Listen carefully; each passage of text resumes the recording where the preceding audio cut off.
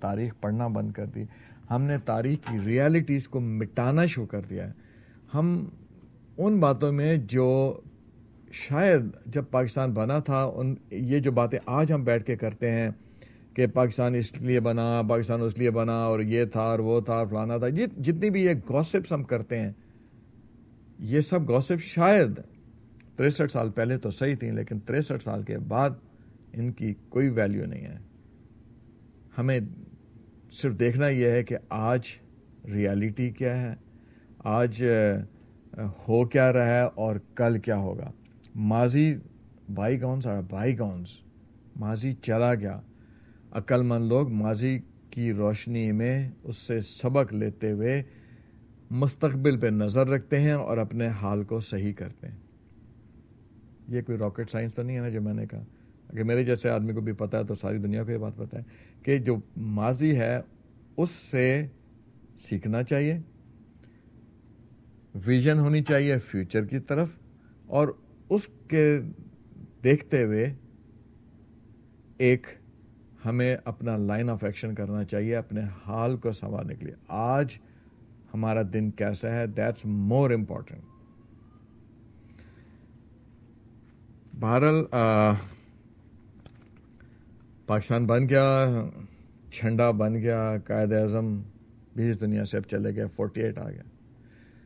اس کے بعد جو باقی باتیں ہیں ہسٹری کی کہ جی فوج آئی، جنرل محمد ایوب صاحب آئے، انہوں نے اپنے آپ کو فیلڈ مارشل بنوایا، ضیاء الحق آئے، بھٹو آئے، بے نظیر آئیں، نواز شریف آئے، مشرف صاحب آئے، پھر جناب دوداری صاحب آ گئے، سب آ گئے.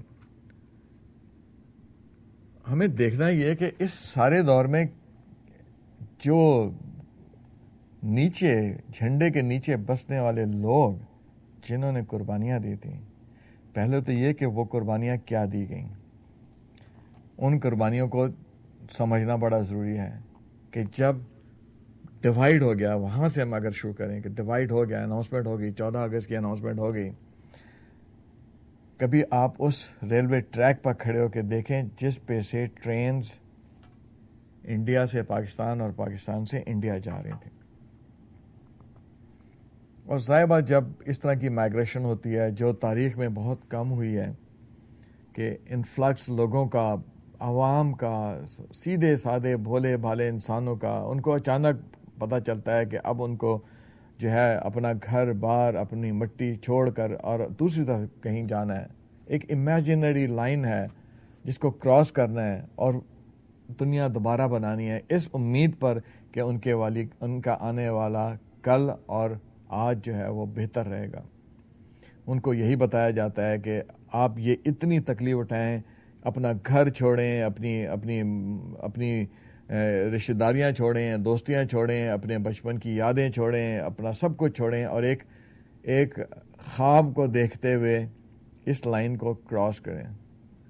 تو لوگوں کے جذبات بے قابو ہوتے ہیں، کچھ کنفیوز ہوتے ہیں، پھر اس میں بیڈ ایلیمنٹس آ جاتا ہے، برے لوگ آ جاتے ہیں اور وہ اپنے میل پریکٹس شروع کرتے ہیں. اور ظاہر بات ہے ساری دنیا میں زن، زر اور زمین کا ہی پھڈا رہتا ہے. تو جب یہ مائگریشن ہو رہی تھی تو بے شمار برے لوگ اس سے فائدہ اٹھانے کے لیے انہوں نے لاکھوں لوگوں کا قتل ناحق کروایا. ٹرینز لوٹی گئیں، لوگ اجڑ گئے، ان کے گھر برباد ہو گئے، لوگوں کے گھروں کو جلا دیا گیا. اور اس میں ہندو بھی تھے، اس میں مسلمان بھی تھے، اس میں سکھ بھی تھے. یہ میں بڑی میجورٹی کی بات کر رہا ہوں. اس کے علاوہ بے شمار اس دھرتی میں بسنے والے لوگ تھے جن کا ناحق خون کیا گیا. اور نہ صرف خون تو چھوٹا لفظ ہے، ظالمانہ طریقے سے ان کو مارا گیا. لاکھوں ہندو مارے گئے، لاکھوں مسلمان مارے گئے، لاکھوں سکھ مارے گئے جن کا کوئی قصور نہیں تھا. شاید جن کو یہ بھی نہیں پتا تھا کہ یہ سب کچھ کیوں ہو رہا ہے، شاید ان کو یہ بھی صحیح طرح سے نہیں پتا تھا کہ وہ ان کو آنے والے دنوں میں کیا ایسا ملنے جا رہا ہے جس کی وجہ سے ان کا یہ سب کچھ لوٹا جا رہا ہے. میں اپنے آنے والے شوز میں چاہوں گا کہ میں ایسے لوگوں کو لے کے آؤں، اور اگر آپ پلیز جانتے ہیں تو please do help me find out people کہ جنہوں نے 47 میں مائگریشن کی وجہ سے اپنا سب کچھ کھویا ہے اور ان کی آنکھیں آج بھی اپنے پیروں کو ڈھونڈ رہی ہیں، اور آج وہ جو کچھ ہو رہا ہے اس دھرتی کے اوپر، خاص طور پہ پاکستان میں جو کچھ ہو رہا ہے، کیونکہ انڈیا میں حالات بہتر ہیں.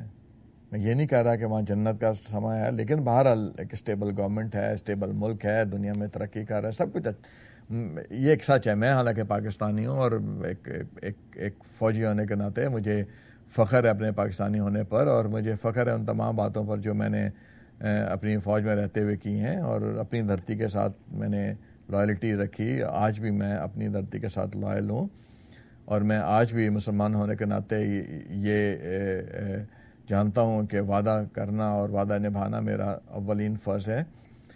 لیکن بہرحال یہ ریالٹی ہے، اور اس ریالٹی کو ماننا چاہیے. حقیقت سے نظریں نہیں چرانی چاہیے کہ بارڈر کے اس طرف جو امیجنری لائن ہے، اس کے اس طرف رہنے لوگ شاید اتنے برے حالات میں نہیں ہیں جتنے برے حالات میں میرا ملک ہے. یعنی انسرٹنیٹی تو وہاں کم از کم نہیں ہے نا.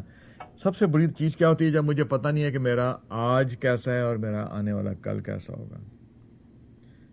مجھے یہ نہیں پتا کہ آج میں ایک روٹی کھا رہا ہوں، کل میں آدھی بھی کھا سکتا ہوں کہ نہیں کھا سکتا ہوں.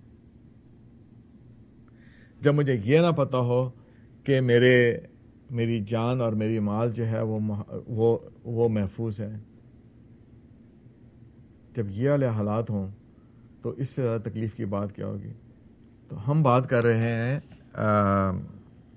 مائیگریشن کے ٹائم کی، کہ بے شمار لوگوں کے اوپر ظلم ہوا. ٹرینیں پوری کی پوری ٹرینیں لوٹ لی گئیں، اس میں عورتوں کی بے حرمتیاں کی گئیں، عورتوں کو بے دردی کے ساتھ اور ظالمانہ اور سفاکانہ طریقے سے قتل کیا گیا.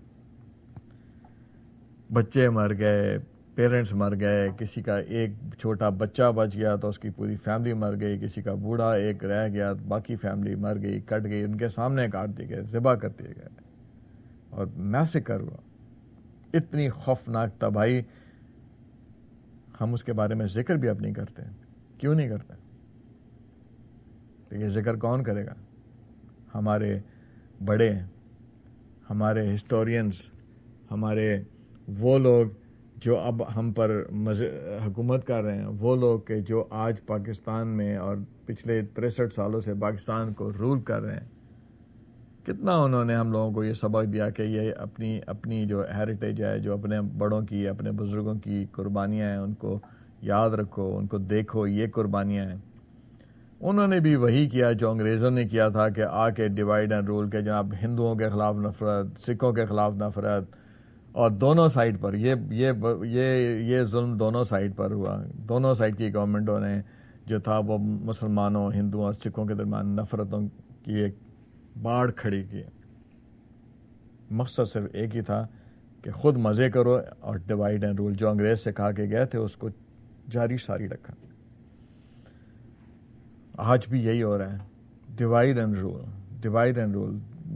میں اب امریکہ میں رہ رہا ہوں، میرے بے شمار ہندو دوست ہیں، میرے بڑے پیارے سکھ دوست ہیں، میں ان کے ساتھ ہنسی مذاق کرتا ہوں. میں ان کے ساتھ مطلب مجھے ایک دن، ایک لمحہ بھی یہ محسوس نہیں ہوا کہ یہ کوئی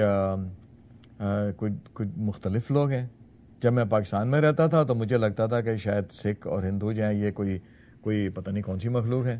کیونکہ میں جب بھی ہم میڈیا پہ خاص طور پہ حکومت کے پوائنٹ آف ویو سے دیکھتے تھے تو ہمیں تو بس یہ لگتا تھا کہ جی